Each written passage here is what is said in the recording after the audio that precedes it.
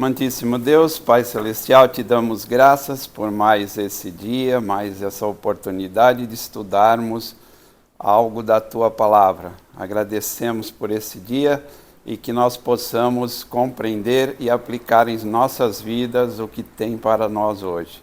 Agradecemos em nome de Jesus. Amém. Amém.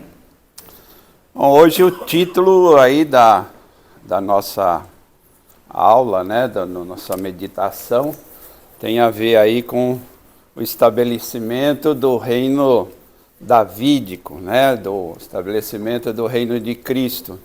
E a gente pega aí 2 Samuel, já encerramos ali 1 Samuel, do capítulo 1 até o verso 4, e tem a repetição lá em Crônicas, no capítulo 11 e no capítulo 12.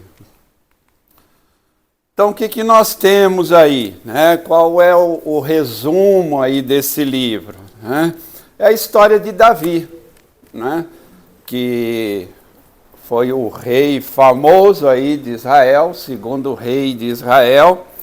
Vai relatar aí a prosperidade de Israel, no reino de Davi e Salomão. Israel se tornou um reino próspero, e também vai registrar os pecados de Davi, porque a Bíblia não ignora aí as falhas humanas, embora Davi seja citado como um homem segundo o coração de Deus, ele teve aí pecados, O homem segundo o coração de Deus não é o homem perfeito, mas é alguém que se arrepende, reconhece que cometeu erros e se arrepende. Muitas atitudes do Davi são dignas para a gente imitar, mas outras é melhor não, porque senão vai ter aí grandes problemas assim como Davi tem. Dizem aí a frase, eu esqueci agora quem falou, se alguém lembrar me ajuda, que a história existe que é para a gente lembrar e não repetir os erros, Então, é algo importante a gente estudar e fazer aí uma aplicação. Quais são as pessoas, as personagens envolvidas aí, O Davi, é claro, nesses capítulos 1 a 4, o Isbosete, que é o filho do Saul, que acaba sendo aclamado rei por quase a totalidade do povo, Abner, que foi o comandante do exército de Saul, e Joabe, que foi o comandante do exército de Davi. Aí vai ter lá um entrevero, lá um atrito entre eles, que vai resultar inclusive em morte. Então o que a gente tem lá no capítulo 1? A gente tem uma história aí bem breve nesses 4 capítulos, mas com uma grande aplicação. Então, ali, no final do 1 Samuel, a gente vê lá a morte de Saul e a morte de Jonatas. Uma morte trágica, uma morte em batalha, foi narrado aí, a gente viu nas aulas anteriores. E o Davi, tem uma atitude louvável, ele lamenta, ele fica triste ao saber, ao tomar conhecimento da morte destas pessoas. Embora, também como já visto, o Saul tenha sempre tentado fazer mal a Davi, pelo menos 2 vezes narrado aí na Bíblia. E Davi teve a oportunidade de matar Saul, diria até de maneira covarde, em ocasiões em que o Saul estava distraído, inclusive Davi é incentivado a isso pelos seus homens, mas ele não faz isso. Ele não desejava a morte de Saul e tinha respeito porque ele tinha sido ungido. Isso demonstra a paciência dele. No devido tempo, Se havia uma promessa, se ele era ungido, no devido tempo ele assumiria o trono. Não era ele que precisaria tomar atitude, né, de, vou matar, já assumo logo, já que eu sou ungido, né, já que Saul já foi desmerecido por Deus, né, pelos seus atos e atitudes, mas não, ele não faz isso. A gente vê exemplos na Bíblia lá, né, na época de Abraão, que apressa o nascimento de um filho, não crê na promessa de Deus que vai se ter um filho, acaba tendo um relacionamento com uma concubina e isso tudo resulta num problemão, né? Imagine se Davi também tivesse tomado essa atitude. Então, é um bom exemplo aí para se seguir de Davi, né? Então, apesar do mal que Saul fazia, apesar de Saul já ter sido rejeitado por Deus, apesar de tudo isso, o Davi amava, né, Jonatas e amava Saul. E estava fazendo o que estava aí de acordo com o que Deus tinha designado para ele. Então, praticamente o primeiro capítulo é isso, essa descrição, né, narra aí o que aconteceu com quem veio trazer a notícia. Na verdade, quem veio trazer a notícia é que sofre as consequências, né? Veio pensando que faria algo útil e, na verdade, o que aconteceu foi exatamente o contrário, né? Mas você já leu lá, já acompanhou essa história, né? Já deu uma estudada. Mesmo que você não tenha feito isso essa semana, nas EBDs aí que você participou desde a sua infância, né? Você vem tendo contato com isso, né? Bom, o que acontece lá no capítulo 2? O Davi é aclamado rei de Judá, né? Mas há lá uma dissidência, né? O Abner, que era influente, né, que servia a família de Saul, ele faz o quê? Né, ele pega o Isbosete e proclama Isbosete rei dos demais, né, tribos de Israel. E isso vai gerar um problema, né? Claro, né? Vai gerar lá um conflito entre essas tribos de Israel. Percebe então, Abner provavelmente buscando seus próprios interesses naquele momento. Ele era mais chegado de Saul, não de Davi. Ele sabia que o Saul não era muito chegado de Davi. Então Abner não está preocupado realmente com o todo, né? A Bíblia não narra isso, aí a gente está fazendo um exercício de imaginação, mas provavelmente Abner deveria ter conhecimento que Davi era o ungido. Então, por que ele faz exatamente algo oposto? Por que ele toma essa atitude? Provavelmente por ambição, ganância, poder, já que eu sou da família, e a gente já vai ver aí que ele acaba tendo um grande poder sobre o filho de Saul. E quem é o Abner, né? Já existia nepotismo nesta época aí, né? O Abner era o parente de Saul. Então a coisa é antiga, não é nova, né? Ele era o general do exército, era alguém importante, alguém influente. Alguém que podia mudar as coisas através da sua opinião, do seu comportamento.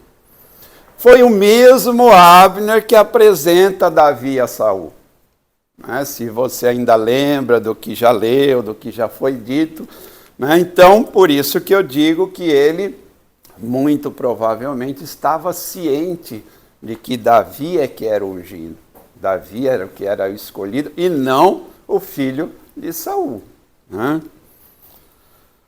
Bom, que acontece aí? É claro, né? Guerra, conflito, né? O exército se reúne para enfrentar o exército de Davi, né? Um contra o outro por questões aí de poder. E aí, para não envolver logo o exército todo numa guerra, assim como aconteceu lá com Golias, né? Ele sugere que vamos escolher alguns de cada lado, e aí eles se enfrentam, quem vencer, venceu a guerra, pronto, né? Só que não tem nenhum vencedor, né? Todos os escolhidos morrem, e aí resulta numa batalha, né? Numa grande batalha aí, muito violenta, e apesar do número, o exército do Abner é derrotado, né? O exército do Abner foi derrotado. Então percebe, né, que como escolhas afetam, né, grandemente, né, como uma escolha errada, um comportamento errado, um desejo de poder, um desejo pecaminoso, pode ter tanto impacto, né, e vai ter durante toda a história aí de Israel. E o capítulo 3, né? A gente já chega lá no capítulo 3, onde narra o quê? Os primeiros versículos ali narram, né, o nascimento dos filhos de Davi.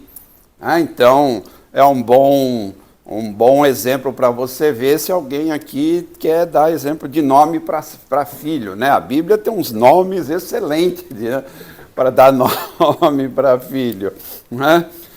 E descreve ali que Abner se tornou muito poderoso. E até o próprio rei, o Isbosete, né, tinha medo do Abner. Olha o poder que esse homem tinha, né? Lá está dito, né? E havendo guerra entre a casa de Saul e a casa de Davi, sucedeu que Abner se fez poderoso na casa de Saul. Então, era alguém que realmente estava em busca de poder, né? Em busca de estar à frente, né, do reino, influenciando o reino. Mas, né, entretanto, todavia, não obstante, sempre acontece aí alguma coisa, né, sempre algo, a quem está em busca de poder tem que estar lá sempre atento, de olho aberto, porque também tem um outro que quer mais poder e quer derrubar, né? E o que acontece? O Isbosete, né, acusa o Abner de ter dormido com uma das concubinas de Saul. Aí ele faz lá uma acusação, e aí o Abner não gosta, né? Ficou bravo, ficou chateado, não gostou. E o que o Abner faz? Muda de lado, né? Agora ele resolve apoiar o Davizinho.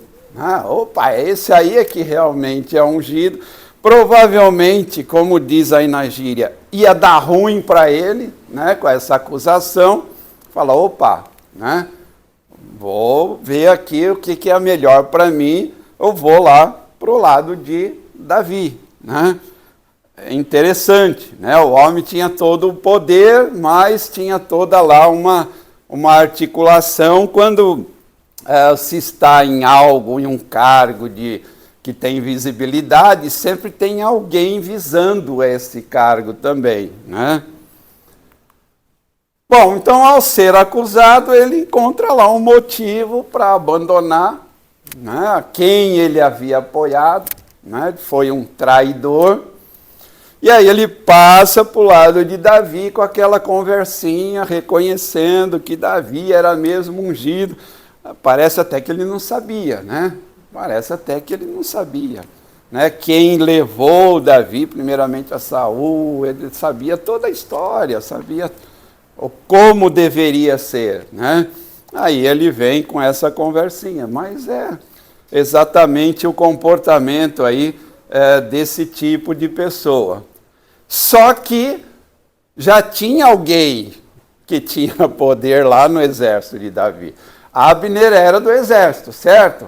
Só que Davi também tinha alguém que era do exército. Quem? O Joabe. Né?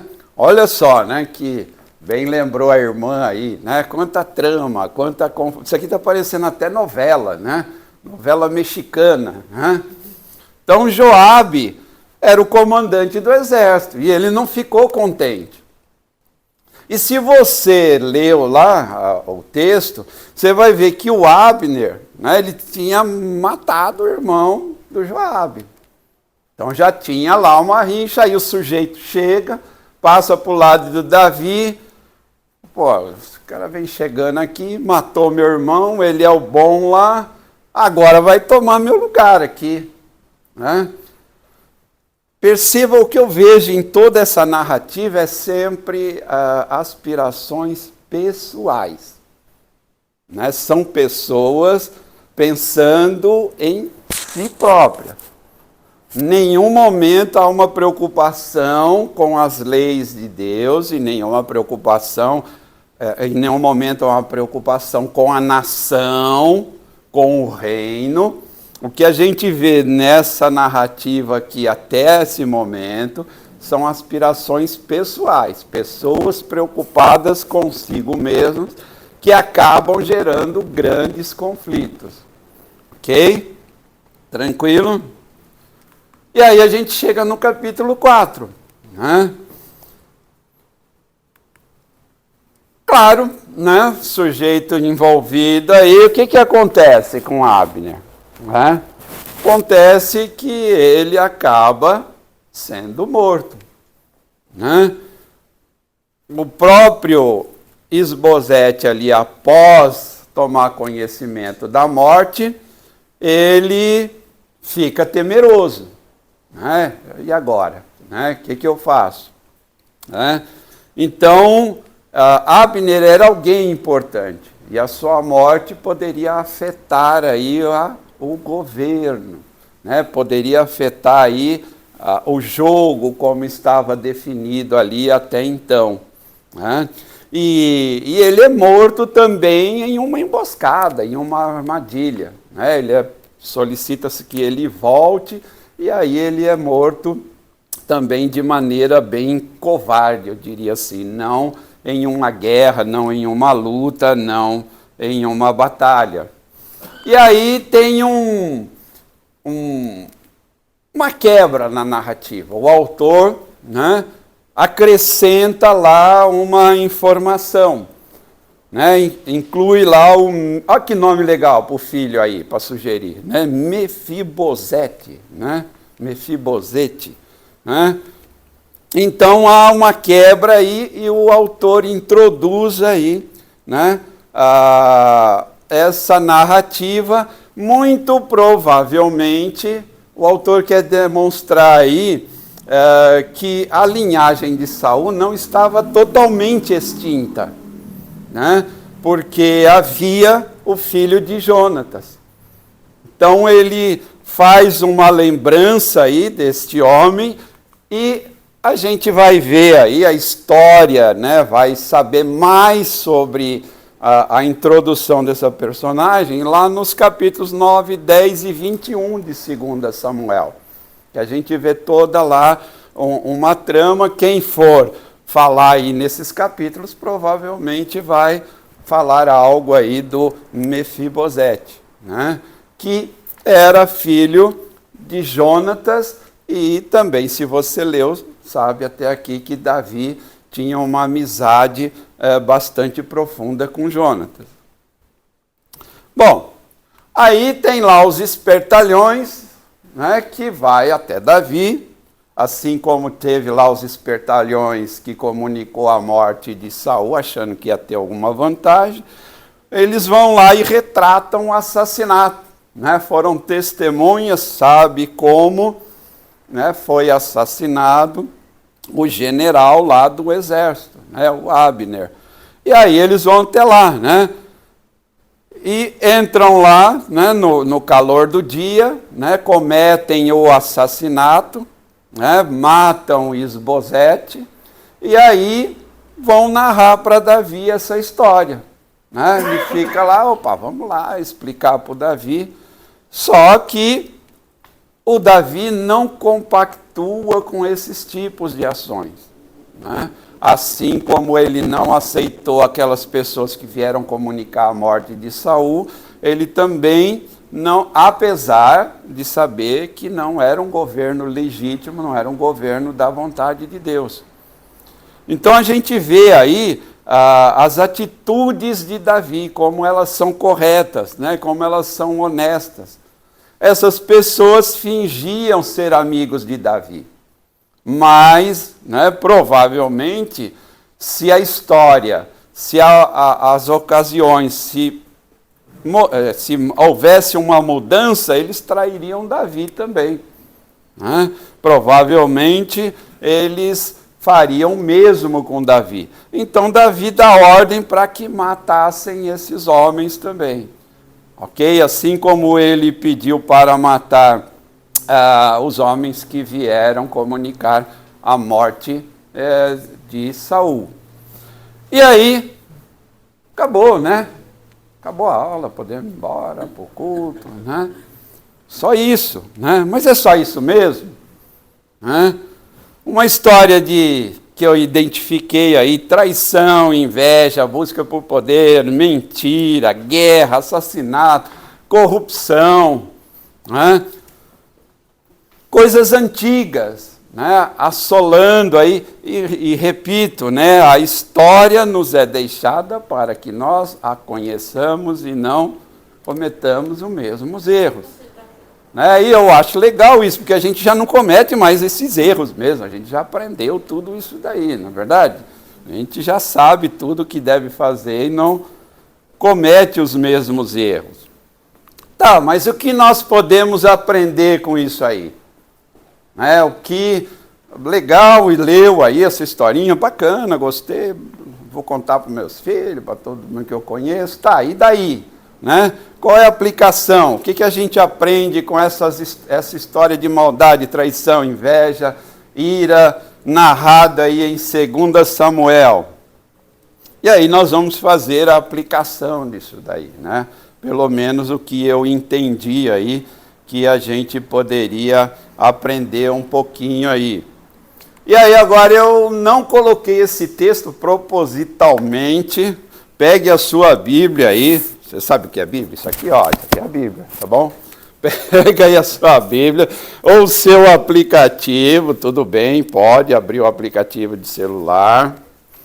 E aí eu gostaria que a gente lesse 2 Timóteo 3, do verso 1 ao verso 7. E aí, quando eu estava fazendo essa aula aqui, eu pensei numa coisa: a próxima vez que eu vier dar aula, eu não vou pôr mais aí os textos, traga a sua Bíblia. Você esquecer de manipular a Bíblia, e é bom trazer, eu não vou pôr mais os versículos aí, tá bom? Eu vou pedir para você abrir a Bíblia aí para a gente ler. Acharam isso? 2 Timóteo 3, 1, 7. Olha que aí isso aqui já foi escrito muito tempo depois. Né? Muito tempo depois. Então vamos lá, acompanhe aí comigo. Se você não tem sua Bíblia, preste atenção. Carta de Paulo a Timóteo. Sabe, porém, isto, que nos últimos dias sobreviverão tempos trabalhosos. E aí vem um monte de elogio para os homens desses últimos dias. Só elogios, né? Vamos lá. Haverá homens amantes de si mesmos, avarentos, presunçosos, soberbos, blasfemos, desobedientes aos pais e mães, ingratos, profanos, cansei já, sem afeto natural, irreconciliáveis, caluniadores, intemperantes, cruéis, sem amor para com os bons, traidores, obstinados, orgulhosos, mais amigos dos deleites do que amigos de Deus. E é isso aqui que pega para mim, ó. Tendo aparência de piedade, mas negando a eficácia dela. E aí ele fala assim: destes afasta-te. Verso 7. Aprende sempre, e nunca podem chegar ao conhecimento da verdade. Verso 9. Não irão, porém, avante, porque a todos será manifesto o seu desvario, como também o foi daqueles. 10. Tu, porém, tens seguido a minha doutrina, o meu modo de viver, a minha intenção, a minha fé, a minha longanimidade, o meu amor, a minha paciência. Perseguições e aflições, tais quais me aconteceram em Antioquia. Verso 12. E também todos os que piamente querem viver em Cristo Jesus padecerão perseguições. Mas os homens maus e enganadores irão de mal para pior, enganando e sendo enganado. Tu, porém, permanece naquilo que aprendestes e de que fostes inteirado, sabendo de quem o tens aprendido, e que desde a tua meninice sabe as sagradas escrituras que podem fazer-te sábio para a salvação pela fé que há em Cristo. E aí o 3,16, né, famoso, que muita gente repete aí, né, sabe, decorado. Toda a Escritura é devidamente inspirada e proveitosa para ensinar, para repreender, para corrigir, para instruir em justiça, para que o homem de Deus seja perfeito e perfeitamente instruído para toda boa obra. Séculos depois, parece que a história não nos ensinou nada, né? E é assustador essa descrição, né? Assustador essa descrição que ele faz aí. Pelo menos para mim é, né? Então a volta de Cristo, ela vai ser precedida por uma época de terror, né? Uma época que o mundo será sacudido em fundamentos morais, espirituais e físicos. E uma coisa que eu gosto sempre de salientar, né? Não tenha esperança vã. Tá certo? Isso é profecia, gente. Tá lá. Todas as profecias se cumpriram até aqui, certo? Então essas vão se cumprir. É isso que a gente está vendo no mundo. Tudo isso que é citado, que Paulo fala, a gente já vê. Já está acontecendo. E eu gosto, graças a Deus, quanto pior, melhor, porque está mais próximo à vinda de Cristo. Né? Então eu fico feliz quando as coisas pioram. Eu não sou daqueles que oram para não piorar, eu oro para piorar mais, porque é profético. Como é que eu posso orar por uma nação feliz, pacífica? Isso não é profético. Eu estaria orando contra a palavra de Deus. Né? O que nós podemos orar é para que nós possamos, como Paulo diz, sair firmes dessa batalha, sem negar a fé. Isso é que é o importante, que a gente tem que se preocupar. Né? E uma coisa interessante, né? O primeiro da lista aí é o egoísmo, o amante de si mesmo. Né, o adjetivo usado aí é o filautos, né, o que significa amante de si mesmo. E quem ama a si mesmo é o quê? Egoísta. Né? A Igreja Católica aí criou um negócio que se chama os 7 pecados capitais. Vocês já devem ter ouvido, né? E o primeiro que ela coloca lá é a soberba, que é exatamente isso, o orgulho, a arrogância, o amar a si mesmo. Né? Que é o que Paulo descreve ali. Né? E existe um consenso comum que este é o pecado que origina todos os outros. Todos aqueles pecados descritos ali na carta de Paulo, começa com a soberba, com o orgulho, com o amar a si mesmo. É dali que sai tudo, né? No momento que uma pessoa só quer fazer a sua própria vontade, ela é o centro. Acabou, Cristo não é mais o centro da vida dela. Ela é o centro de tudo, ela quer fazer a sua vontade. Destrói-se as relações, tanto divinas como humanas. O orgulhoso, o soberbo, ele não pensa em ninguém, ele pensa em si mesmo, ou no máximo ele pensa numa comunidade específica. Ele só quer defender o que é para a sua comunidade específica. A gente vê muito isso no mundo, né? Cada um se preocupado. Hoje a gente tem aí no nosso congresso a bancada disso, a bancada daquilo, cada um fazendo o quê? Preocupado com o bem do país? Não acredito. Eu, particularmente, não acredito. Estão cada um procurando seu próprio interesse, né? Cada um preocupado consigo mesmo ou com seu grupinho. Advém disso daí do quê? Do egoísmo, né? Da arrogância, do orgulho. Eu sou o centro, né? O importante sou eu. O que acaba acontecendo? A obediência a Deus e o amor com as pessoas é impossível. Se eu só estou preocupado comigo mesmo, acabou o resto.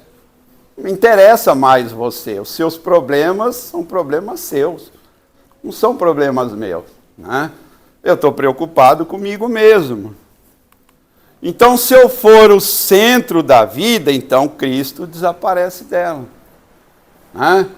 Abner queria ser o centro, Joabe queria ser o centro, Isbosete queria ser o centro. Eles estavam preocupados com eles próprios, com o seu projeto de poder. Eles não estavam preocupados com a nação, né? Nenhuma vez na narrativa aí a gente vê essa preocupação desses homens aí. E qual é a acusação final que Paulo faz para essas pessoas? É que elas retêm somente a forma exterior da religião, mas negam o poder, né? Está lá, tendo aparência de piedade, mas enganando, mas negando a eficácia dela. Tem uma versão lá da Nova Tradução em Linguagem de hoje que ele fala lá, né? Parecerão ser seguidores da nossa religião, mas com suas ações, com seu comportamento, negarão o verdadeiro poder dela. E aí o apóstolo Paulo diz, fica longe desse pessoal, se afasta desse pessoal, né? Bom, o que esse pessoal faz, né? Eles recitam as doutrinas e os princípios da religião, beleza, eles conhecem, né? Eu sou crente, né? E aí eu lendo um texto lá na Bíblia, agora eu não guardo mais, antigamente eu decorava tudo isso daí, mas hoje a cabeça já está ruim, né? Mas tá lá, até o diabo é crente, ele crê em Deus, né? Quem crê em Deus é crente, né? Então tem um pessoal aí que recita as doutrinas, o princípio da religião, seguem até os rituais religiosos, né? A liturgia, a adoração, mas só mantém a forma externa da religião, né? Não sabem nada da palavra de Deus, não sabem nada do poder de Deus na vida dos homens. Pessoas que preferem acreditar no poder dos homens, né? E não no poder de Deus. Eu tenho muita tristeza, né? E eu já tenho um estudo pronto, assim que eu tiver a oportunidade eu quero falar, baseado num texto que está lá, não desprezeis as profecias. E eu vejo atualmente um desprezo total pelas profecias, uma falta de conhecimento total pelas profecias, né, do que vai acontecer. Independente se tem milênio, se não tem, não é disso que eu estou falando. Eu estou falando do que está previsto para a vinda de Cristo.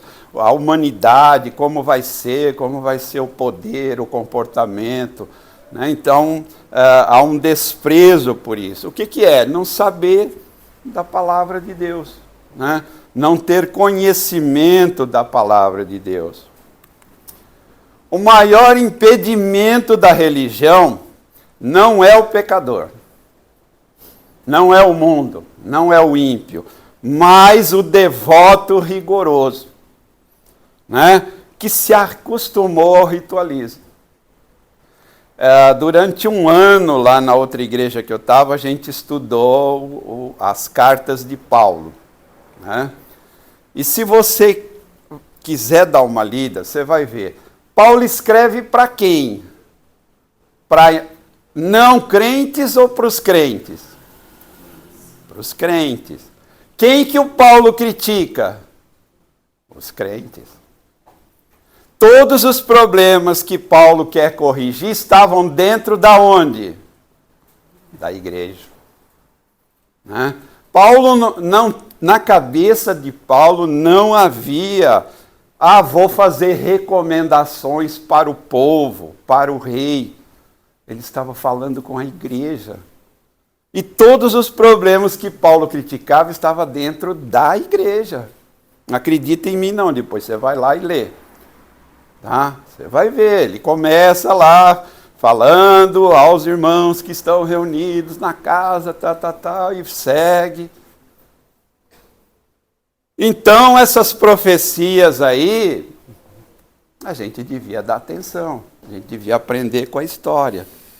Né? Ninguém sequer deveria aproximar-se do cristianismo se não tiver preparado para experimentar uma revolução pessoal. Né? Através do poder de Jesus Cristo. A função da igreja, a palavra de Deus, ela não foi escrita para quem não crê em Deus. Lá no comecinho, quando a gente estava lá começando a nossa igreja, lá na década de 70, eu tinha assim, muitos acham errado, mas eu me dei bem com esse método. Né? Quando eu ia falar para alguém de Cristo, entregar um folheto, né? Que a gente na época distribuía muito folheto, batia de casa em casa, eu falava, você acredita em Deus? Não. Bom dia, muito obrigado, prazer, acabou.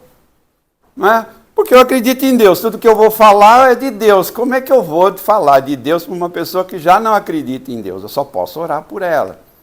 A segunda pergunta que eu fazia é, você crê no que está escrito na Bíblia? Não. Também complicou. Né? Eu acho bacana, interessante, a gente teve aí um rapaz que veio falar de criação, evolução. Tá, tudo bem, mas a Bíblia não foi escrita para provar que o mundo, para todo mundo, para o cientista, que... Não, a Bíblia foi escrita. Você crê em Deus? Creio. Como é que eu vivo? Vê a Bíblia. Pronto. É isso, para isso que a Bíblia foi escrita.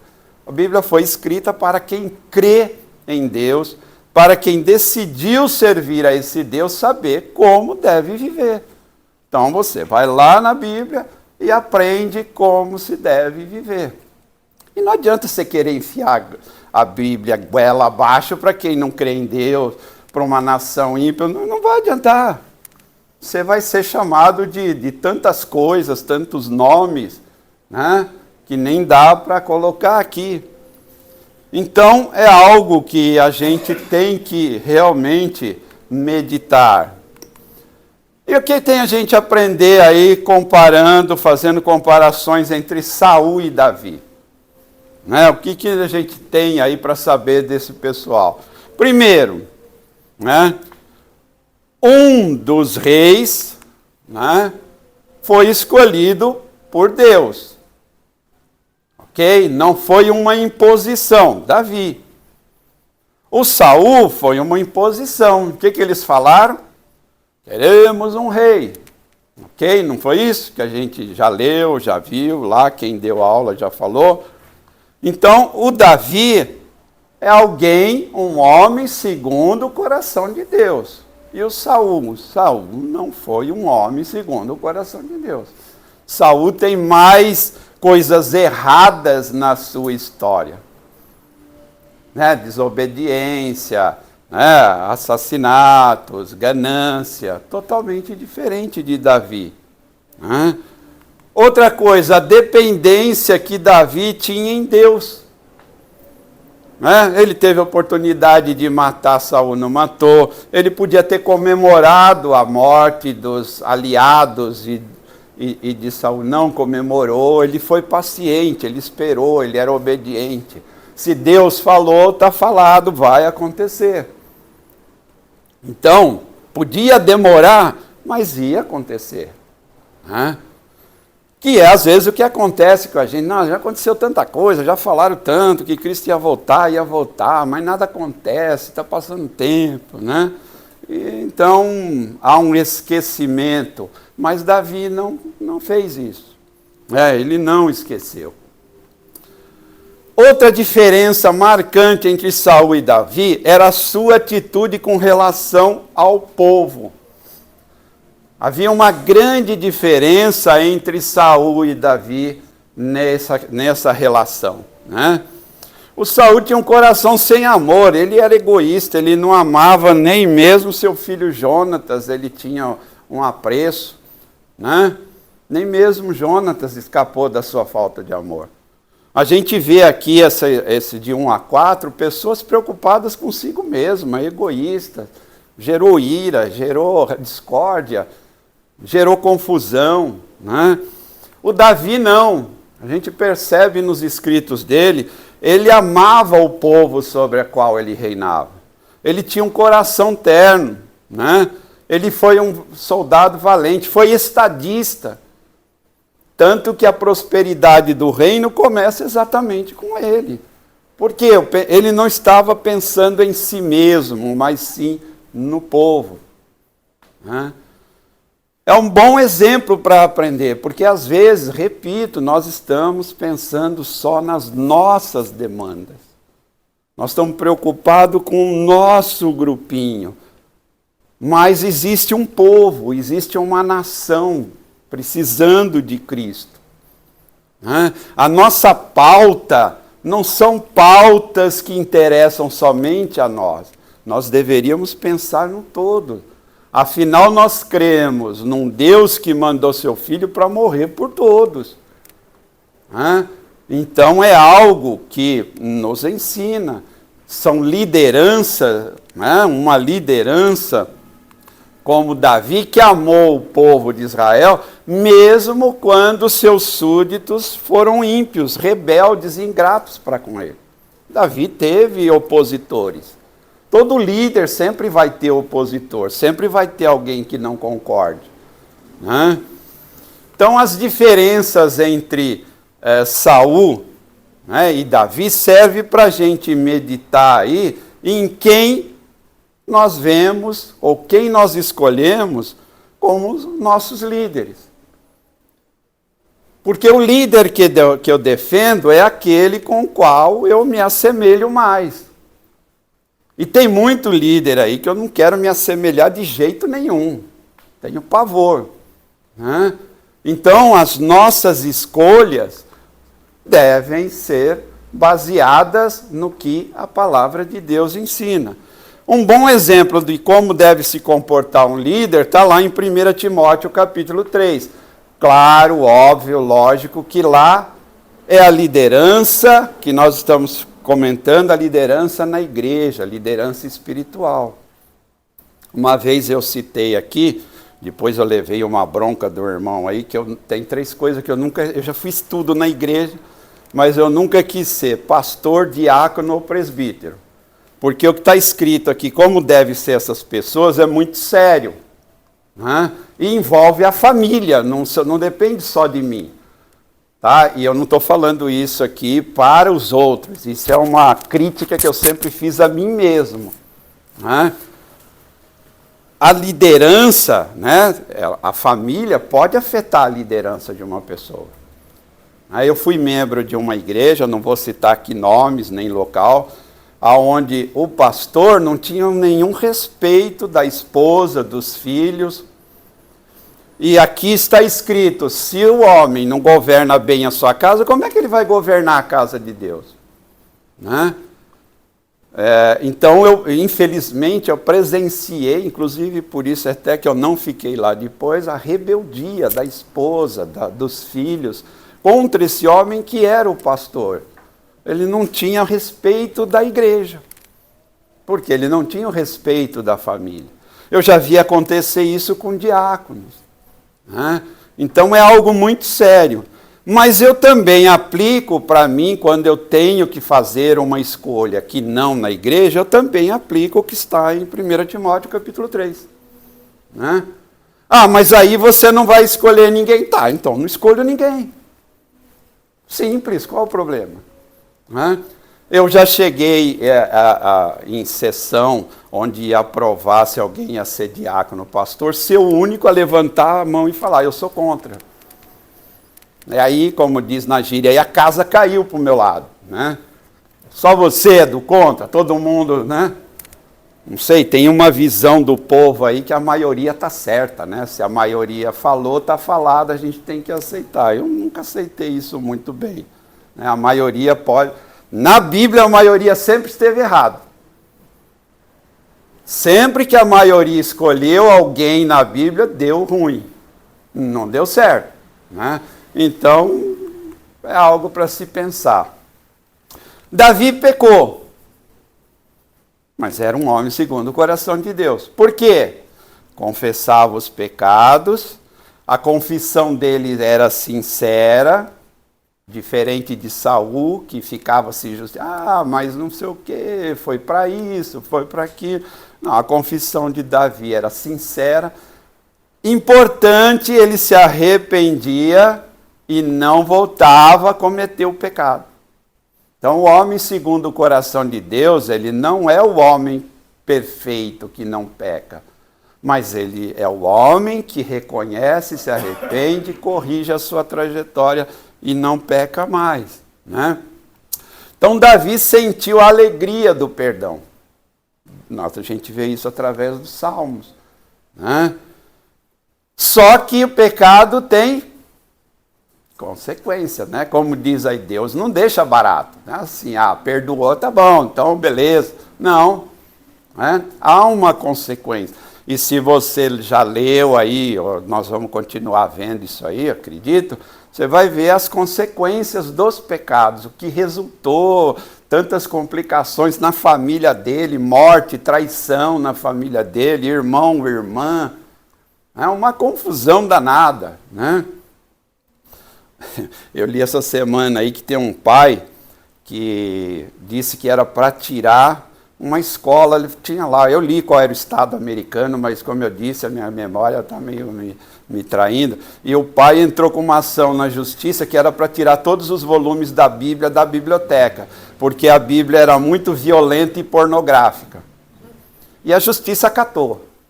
Tá? Foi retirado da biblioteca da escola todos os exemplares da Bíblia, porque esse pai diz que não era uma leitura apropriada para as crianças. Vendo sobre esse ponto de vista, acho que até o homem tinha razão. Né? Realmente uma história trágica que a gente tem. Né? Mas, para que tudo isso? Para que a gente aprendesse. Né? A nossa tendência é inverter as coisas, né? A gente, muito frequentemente, prefere evitar as consequências e receber o perdão, né? Ah, mas isso eu já não fui perdoado? Já, mas e daí? Você tem que pagar, né? Já pensou se todo assassino pedisse perdão e ficasse livre? Né? Matou, tá perdoado? Tá perdoado, mas vai para a cadeia, né? Você tem que pagar pelo que você fez, existem consequências. O pecado tem consequências, o pecado afeta. E aí, o pior de tudo é que o pecado não afeta só você, afeta o seu entorno. Né? Quando há um pecado, ele não é tratado, ele não é resolvido com a família, com a igreja, ele afeta todos, prejudica a todos, tem impacto na vida de todos. Outra grande diferença aí entre nós e Davi, né, é que, embora ele tivesse todos esses pecados, ele não fazia repetidas vezes. Né? O grande problema que a gente vê é que as pessoas permanecem. Né? Tinha um pastor aí que falava que a gente tinha pecados que a gente gostava de fazer, repetir, né? Eram os nossos pecadinhos individuais. Né? Sabe que é pecado, chega na ceia, pede perdão, toma a ceia e na segunda está tudo igual novamente. Né? Então, ele sabia, ele aceitava o sofrimento, ele teve a morte de um filho, não é isso? Né? Que durante dias ele orou, mas depois que o filho morre, ele comemora, né? Porque já tinha ido, né? Já tinha acontecido, e ele aceitou isso aí. E uma coisa bastante polêmica aí, esses textos têm, não sei se eu como leio vários artigos, várias revistas, vários jornais, eu vi que tem alguns aí citando a relação de Davi e Jonatas como homossexuais, né? Eu não ia nem incluir isso aí, porque isso dá uma confusão danada, né? Mas eu adoro arrumar uma confusão. Eu adoro uma polêmica, né? Eu sou... O pastor da outra igreja lá falava, você é um provocador, né? Toda vez você tem, essas suas perguntas aí é só provocativa. Falei, mas é assim que a gente começa a pensar, né? Se eu chego para você e te questiono, eu estou pensando, e eu obrigo você a pensar também, né? E talvez, quem sabe, nós dois não mudemos a nossa maneira de pensar, né? Bom, aí alguns usam aí, né, a relação de Davi, falta de conhecimento bíblico, tirar a Bíblia de contexto, né? Analisar fora do contexto de época, falta de informação, sei lá, ou então deve ser porque quer mesmo, né? Torcer o que tem para ser torcido, né? Mas Davi, né, ele diz que é mais amável, né, o amor é mais amável do que o amor das mulheres, né? E a gente tem contra isso, né, para falar contra essa afirmação. Primeiro, o pecado da homossexualidade claramente é condenado pela lei, né? Está lá no livro de Levíticos, é algo que não deveria acontecer, está determinado na palavra de Deus. Davi foi punido porque ele cometeu adultério, ok? O que também era proibido na lei. Ora, então Deus iria admitir uma relação homossexual? Né? Se houvesse isso realmente, a Bíblia não citaria, já que a Bíblia não se exime de condenar pecados, né? Então nada a ver. Né? Nada a ver de se usar isso aí. Isso aí vem de uma cultura, principalmente da América Latina, de brasileiro, coisa de macho alfa, né? Uma coisa meio assim, né? Eu gosto muito de viajar lá para o Nordeste. Aqui a gente tem mania assim de abraçar, né?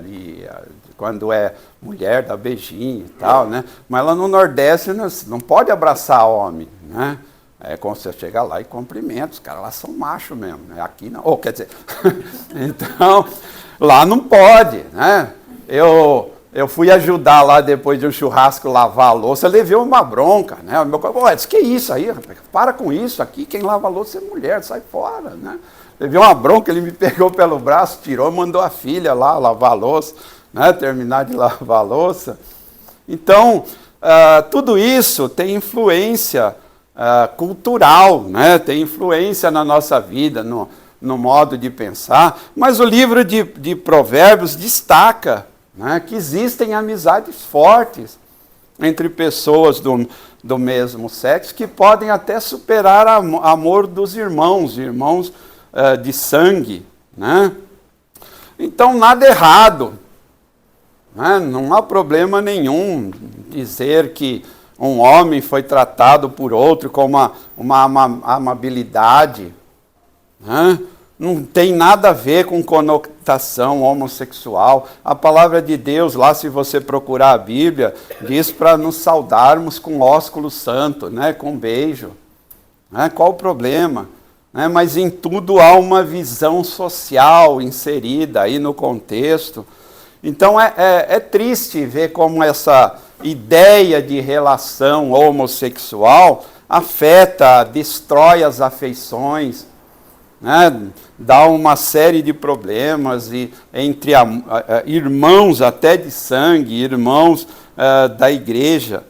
E nós estamos contaminados com uma definição de amor que é ensinada na novela, nos filmes, né? amor não é sentimento, amor é tomada de decisão. Né? Eu decido amar. Certo? Agora a novela ensina, estou indo embora, tal, não te amo mais, né? Fica aí, eu vou embora, tal, né? Agora eu amo outra. Né? Então, não é sentimento, né? Mas isso é tratado como algo de sentimento. Né? Eu costumo falar para minha filha, não se case enquanto estiver apaixonada. No início é paixão. Quando acaba a paixão, fica o amor, porque eu descubro que aquela pessoa que eu estou com ela não é perfeita, comete um monte de erro, né? Deixa as coisas fora do lugar, eu queria tudo certinho, aperta a pasta de dente no meio em vez de começar por baixo. Mas acabou a paixão, agora eu decido te amar. Mas eu não sei cozinhar, queimo arroz. Eu te amo, acabou, eu decidi te amar. Né? Acho ridícula quando falava assim, você me ama por quê? Então, quando acabar essa razão do amor, eu deixo de te amar. Isso não é amor. Né? Então, essa contaminação aí de amor e sentimentos acaba atrapalhando a vida, acaba fazendo com que a gente tenha ideias erradas, né, sobre essa questão. Então, o medo, né, de ser comparado a um homossexual acaba fazendo com que a gente não tenha essa demonstração de amor. E o amor bíblico é totalmente diferente do que o mundo ensina, né, do que a filosofia ensina, do que as novelas e os filmes ensinam. Bom, eu tenho mais aí uns 20 ou 30 slides, mas eu vou parar por aqui, já é 9h58, né? E aí, de repente, depois, como eu falei, eu ponho lá na versão do diretor, né, estendida. De repente eu ponho lá no YouTube para a gente ver o que mais. Tem muita lição que a gente pode tirar aí desses 4 capítulos. Né? Então fica aí para nós que nós vamos ter um mundo, segundo as profecias, exatamente como esse que é narrado aqui. Né? Como diz lá o texto de Paulo em 2 Timóteo, né? Arrogância, soberba, falta de amor, ganância. Né? E tudo isso parte do egoísmo, da minha preocupação comigo mesmo. E o ensino bíblico de Gênesis a Apocalipse não é centrado no eu. É centrado no outro. Aquele Jesus que você aceitou e que ele diz e que você diz que você segue, ele fala para fazer o que com o inimigo? O inimigo me deu um tapa, eu vou lá e mato, não é isso? É isso? Não, dá outra face. Ele quer andar 1 milha, anda 2. Às vezes eu falo assim, a gente devia de parar, a gente foca bastante assim, né, nas cartas de Paulo, né, Romanos, Coríntios. Às vezes eu penso assim, é só um pensamento meu, a gente devia de parar de estudar tudo isso e voltar a estudar os evangelhos, Mateus, Marcos, Lucas, João. Ali está como a vida deve ser. Se você estudar bem aquilo ali, você está preparado para a sua vida cristã, que é o que Jesus fazia, né? Então, é a morte do eu. O ensinamento de Jesus é, não sou o centro. Né? É o meu semelhante. Então, quando você passa a fazer isso numa relação de casamento, numa relação de amizade, na igreja, quando você passa a ter esse tipo de atitude, aí sim você está seguindo o que o mestre ensinou. Esse é o ensinamento de Jesus.